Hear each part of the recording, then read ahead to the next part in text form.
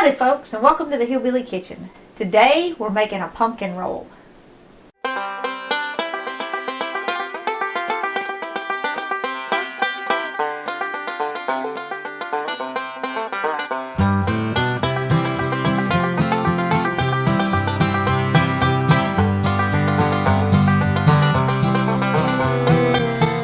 I am so excited. It is fall baking season, and fall baking season means that the holidays are almost here, and this year I'm really going to celebrate Thanksgiving and Christmas. I'm going to praise God more, and I'm going to love my family more, and I'm probably going to start decorating here any day now because I really am looking forward to this time of rejoicing. It has been a long, hard year for us, and I know it has been for you. It has been for everybody. So this year, really celebrate. And celebrate the things that you have to be thankful for, and then celebrate the birth of our Savior.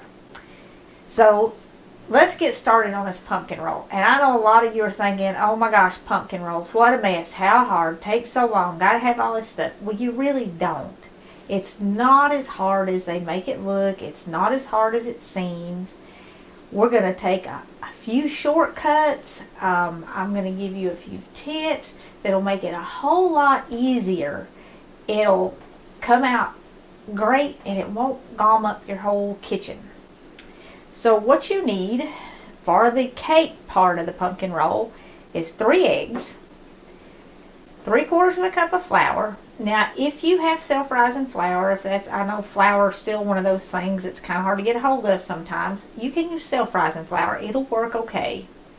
But this is plain flour, and I have a 1/2 teaspoon of baking powder, a 1/2 teaspoon of baking soda, and 1/4 teaspoon of salt that I'm going to add to my flour. I've also got a teaspoon of vanilla that I'm going to season it with, and some pumpkin pie spice. Now, you don't have to use pumpkin pie spice. You can use plain cinnamon. You can use the individual spices like cinnamon, nutmeg, cloves, ginger, allspice, whatever combination of that you have, and however much of it you want.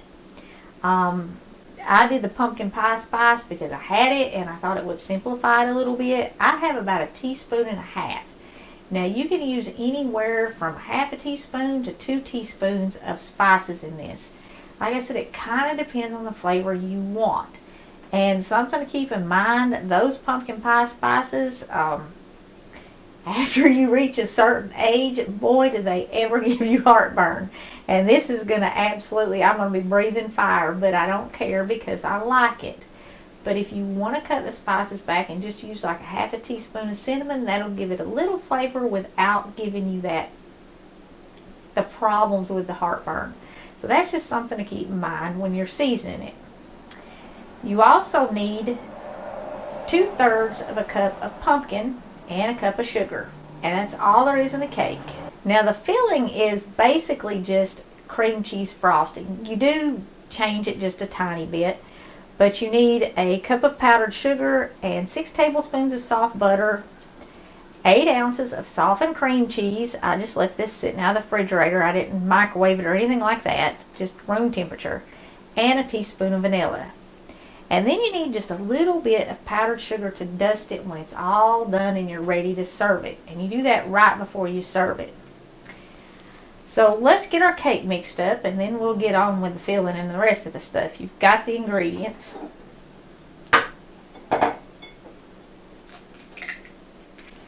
You do want to beat your eggs up a little bit before you put anything else in with them.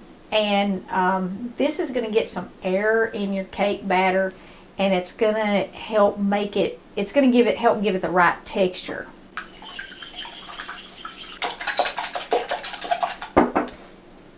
In the bread video, I talked about how eggs bind your bread together similar to the way gluten bonds do. And I said that eggs have gluten. I worded it wrong. They don't have gluten, but they form bonds like gluten. And the eggs in this are what's going to bind it together so that you can roll it and unroll it. and it's going to give it a slightly elasticy texture. Now, it shouldn't come out like rubber or be tough, but it is going to have just a little bit of sponge to it, a little bit of spring back, and you got to have that or you can't roll it up. Now I'm going to go ahead and add my vanilla and my sugar, and this is just granulated sugar, and my pumpkin. If you're using canned pumpkin, this is about half of a can. So if you buy a can of regular pumpkin and you do want 100% pumpkin, you don't want anything mixed, you don't want the pie in a can stuff or pumpkin pie filling, you want 100% pumpkin. And any brand will work.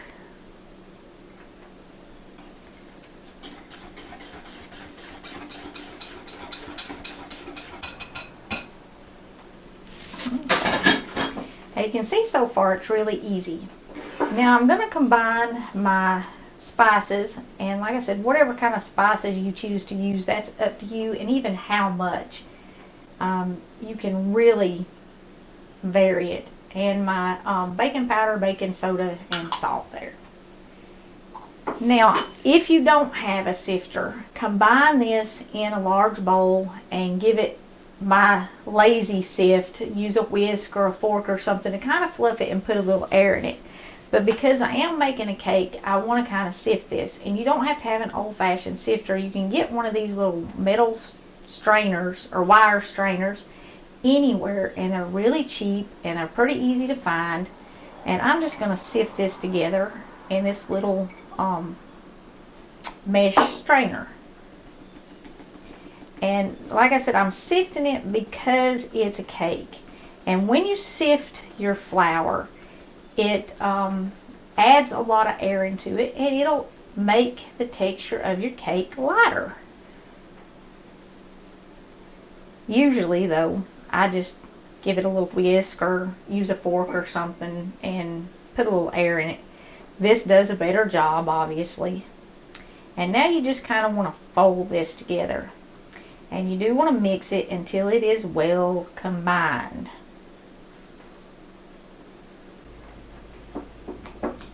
Okay. You can mix this with an electric mixer if you want to, but you really don't have to, and you want to be careful not to over mix it. You don't want to make it tough. With all those eggs, like I said, it's already going to have a slightly elasticy texture to it, so you definitely don't want it tough. And it doesn't take long to mix it, and it's not hard to mix it. That looks pretty good right there. Now, the first thing that makes this recipe seem hard is that if you look up a recipe for a pumpkin roll, they all say you need a 10 by 15 jelly roll pan. I got a confession to make. I've never owned a jelly roll pan, and quite honestly, I don't even know what a jelly roll pan is. But it looks an awful lot like a cookie sheet to me. So you don't need to go out and search the countryside looking for a 10 by 15 jelly roll pan. Look in your cabinet, take a tape measure if you need to, and find you a cookie sheet that is about 10 by 15. It's that simple. Now you definitely, special things, you want some parchment paper if you're going to make these, because this makes the whole process so much easier. There's no greasing anything, there's no worrying about anything sticking, and the big mess that comes up when you take it out of the oven, you don't even have to do that. And I'm going to explain that in a minute. But all you got to do is just line your cookie sheet with parchment paper. Make sure you cover it, make sure it goes over the edge, and you can get parchment paper at the Dollar Tree for $1, and a roll of it will do pumpkin rolls from now until next Christmas if you want to. And you're just going to dump your batter onto the parchment paper. Like I said, there's no need to grease anything. I've even seen some people say that they grease the cookie sheet or the jelly roll pan and the parchment paper. Why? I don't know, because parchment paper comes off of whatever you have baked. So there's no need to grease it. And parchment paper also keeps what you're baking from sticking to the cookie sheet.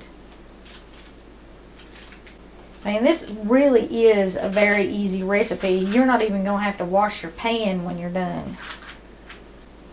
Now, I don't recommend like tapping this, but you do want to kind of get it even. And you can see it's a thick batter, so when I spread it out, there's thin spots and thick spots.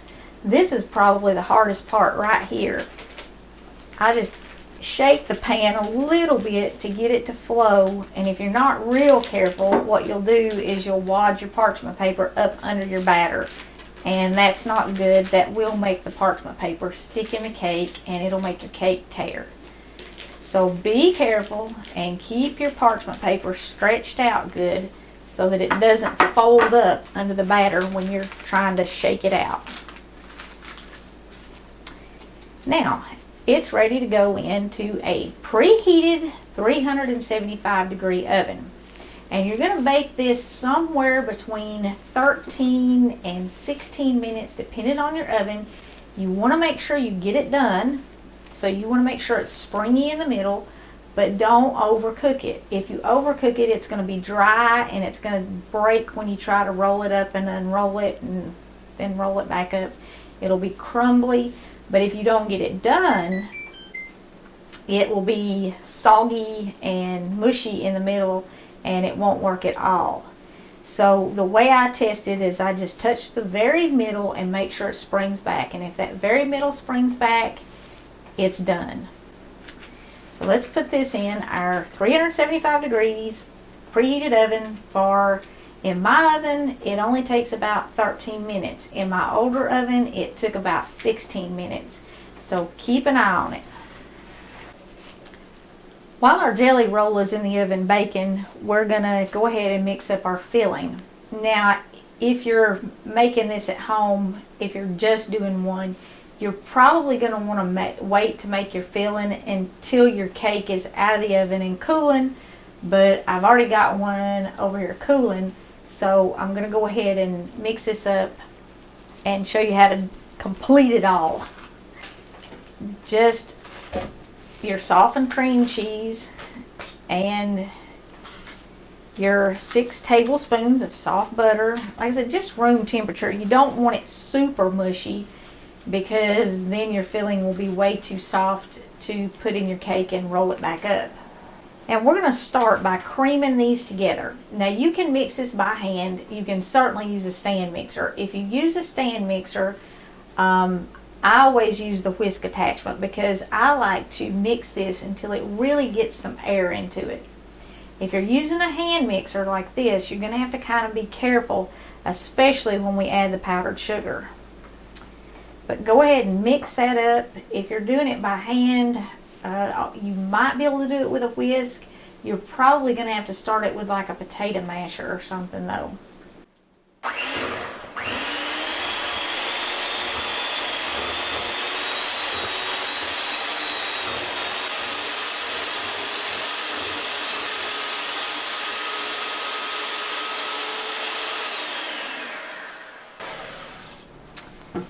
Okay, this looks pretty good now.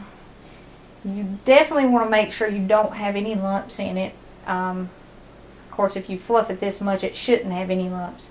And you can really make this at any point in the process of baking your cake, but you don't want to make it too soon because you don't want to put it in the refrigerator. You know, if you make it like way ahead of time and then you put it in the refrigerator, it's going to be so stiff that you won't be able to spread it on your very tender cake.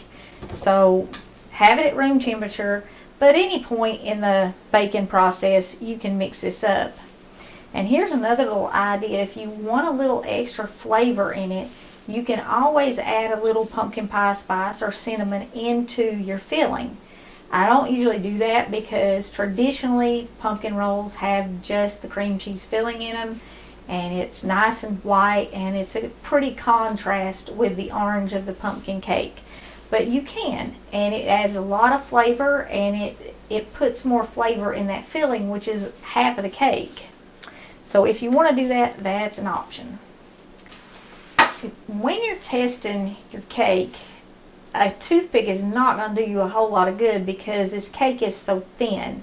And that's also why it cooks so quick. I mean, 13 minutes for cake is pretty fast. You're going to have to kind of do the bounce back test. And all you do literally is just press with your finger in the center. If your finger leaves an indentation, your cake is not done. It should bounce right back, and you shouldn't even be able to see where you touched it. Now, the next thing we want to do is we want to get it off of our cookie sheet. So just slide it off and get the cookie sheet out of the way. And see, I told you, you don't even need to wash your pan.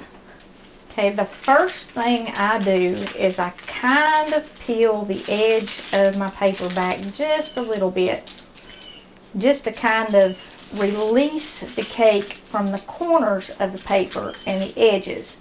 You don't really have to do this, but I think it makes it a little bit easier later on. And I know all the recipes say have a lot of powdered sugar and a towel. And dump this on a towel and peel the paper off and then roll the towel up.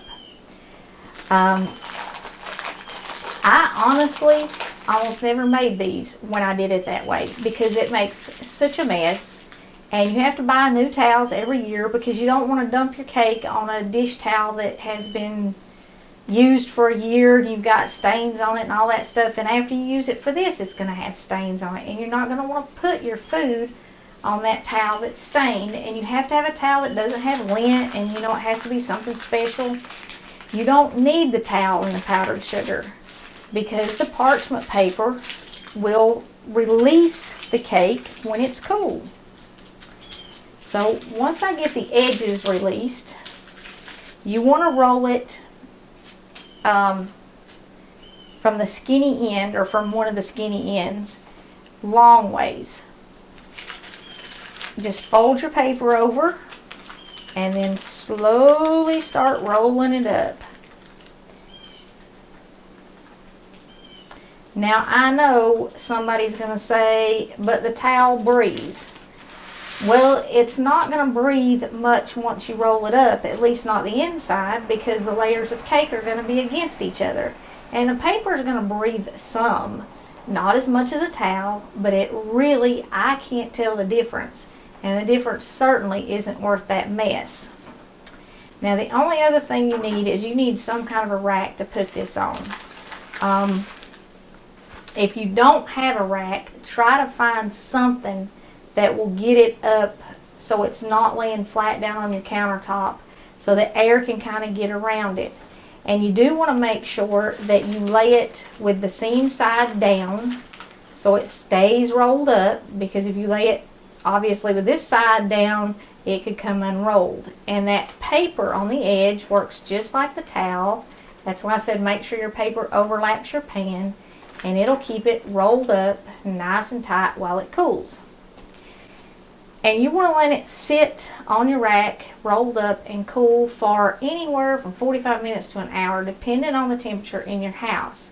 You want to let it get really, really close to completely cold, if not completely cold. Now, if you've got other stuff to do, you know, you're preparing a big dinner or something, and you can't get back to it for an hour and a half or whatever, it'll be fine. But just sit this somewhere and let it cool.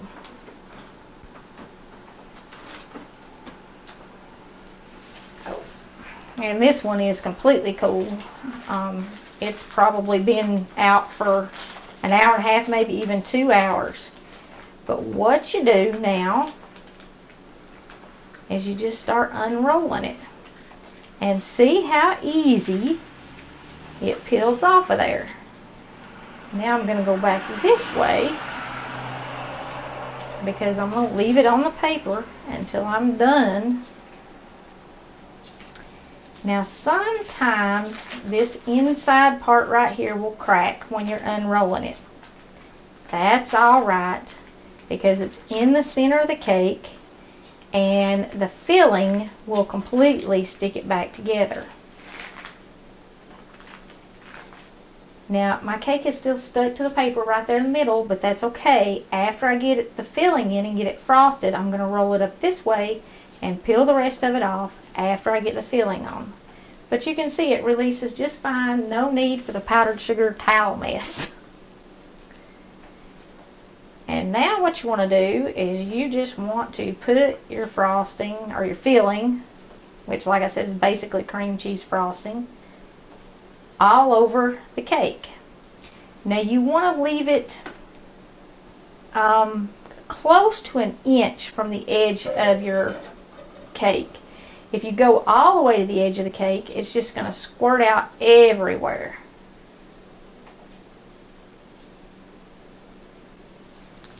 Take a minute and kind of get it even. You don't need to rush it. And you definitely want to leave it an inch from the edge, the outside edge where you're going to roll it up.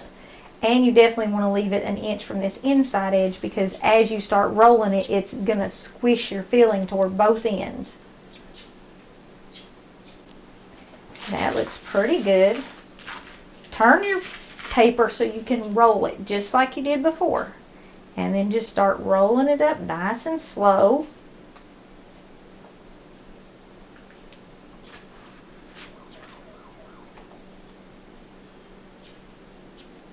And it's all completely off the paper. Now at this point, you want to put this in the fridge. So what I do is I take the same paper that I baked it on and I just roll it back up. Just like that. And then again, you want to make sure, and it's a little harder to tell, if I can get a hold of it where I can show you. You want to make sure that your seam side is down so that when you take it out, it looks right. And right now my seam side is down. Now you can wrap this up in the little saran wrap, you can wrap it up in another piece of parchment paper or whatever, but put it in the refrigerator for about an hour and let it sit and firm up before you serve it. And I'm going to show you what it looks like in an hour. After it's been in the refrigerator for about an hour, it's going to be nice and firm and you're going to be able to cut it. When you just frost it, the frosting is going to be so soft, or the filling, right after you fill it, your filling is going to be so soft, if you try to cut it, it's going to squish out everywhere and it's going to run out as you cut it. So each piece will have the filling kind of running out of it and it won't hold together. You do want to put it in the refrigerator for sure. And everybody, just about, before they serve them, they always sprinkle a little powdered sugar over the top of it. And that's generally all that's done to decorate these. And before you serve it, you can see what this end right here looks like. It's not pretty. You want to cut just about 1/4 inch off, and then your end will look just like this, nice and pretty and even. And that's literally only about 1/4 inch into this. And everything's nice and even and smooth. And that's all you have to do to serve it. Here's another little fall baking tip. If you want something to dress up all your fall stuff, like your pumpkin roll, maybe some fall cupcakes, get a bag of this autumn mix and use it to decorate all that stuff with. It'll save you a ton of time. You can sit some around this. If you wanted to slice it all and put it on plates, you could put a piece or two, a pumpkin, a candy corn, whatever, around on the plate, and it really makes it look super fancy. People are going to be so impressed because you know how to make a pumpkin roll, and it came out so good, and you didn't even break it. So it's a delicious traditional dessert, and it's a whole lot easier than, for some reason, we've been taught for years, and a whole lot easier than everybody makes it look. Give this a try. Don't spend the money to get it in a store, because this one is way better than the stuff that you get in the bakeries or in the freezer department. Even in the fancy stores, this one's better. And not only that, you can adjust the spices to suit your taste. If you want it a little spicier, add a little more spice. If you don't want it so spicy, if you want it to go down a little smoother so you're not breathing fire later on, then don't put so much in it.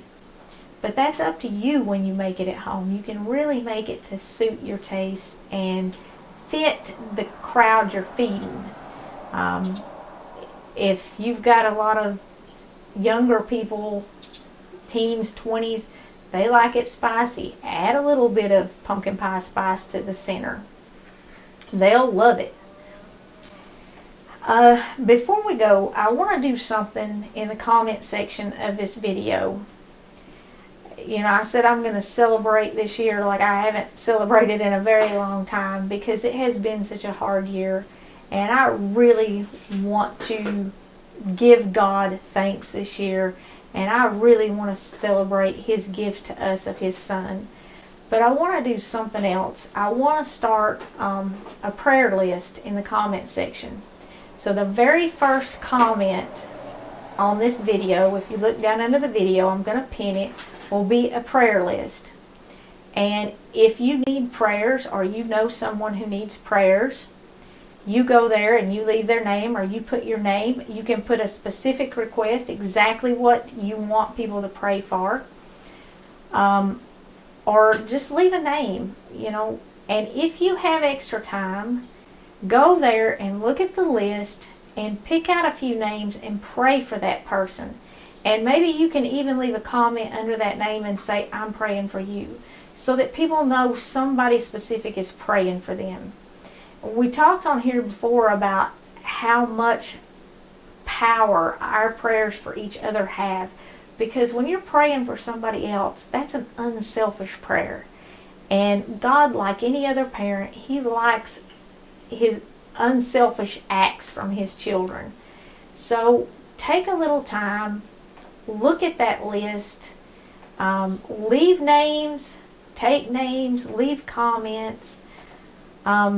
I'm going to start the list with 3 names, and I've got a lot more I need to add to it. My friend Flo has been on hospice for quite a while now.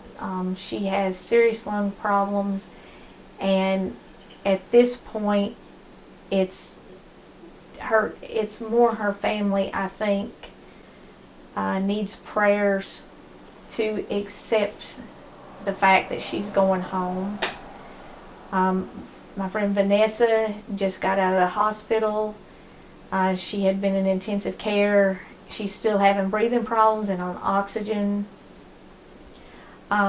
Peggy and her daughter Pamela. Her daughter has lung cancer, and she has been in the hospital for a while. She's already had multiple surgeries. She's still facing surgeries. Peggy's having health problems of her own, and she's really worried about her daughter, and she said that her daughter is losing the will to fight. So if you would start with those names, we'll add more, and you add more, and all through this holiday season, maybe this will be a place that people can go through to and leave names, and when, like I said, when you've got a few minutes, go there, pick out a person, pray for that person, and then leave them a comment, a reply to their comment, and let them know you're praying for them. And if you've left your name or you've left your prayer request, go there and look and see how many people have clicked like or put hearts on it. If you don't want to leave your name and tell people you're praying for them, just click like or click the heart, so that they know somebody read their request. They know somebody has heard their cry for help.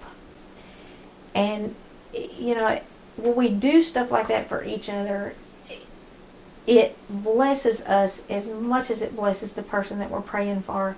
And like I said, those prayers are so much more powerful because they are unselfish. And I think God honors us more than any other prayer that we pray. But He not only honors them more for the person we're praying for, but He blesses our lives, because when a parent can see a child acting unselfishly, they give more to that child. And God is our Father, and He responds in the same way that a parent would. So I I said that's what I want to do on this video, and we're going to try to do other special things like that from now until the end of the holiday season at least. Maybe to make this more of a community, give people a place to reach out to, because we still are living in a very weird time, and a lot of people aren't getting the personal contact that they need. So we're going to try and make this more of a community where people can get in touch with each other. Try these pumpkin rolls. They are not as hard as you thought. If you haven't already, please don't forget to click like and subscribe before you leave. And until next time, remember to put God first.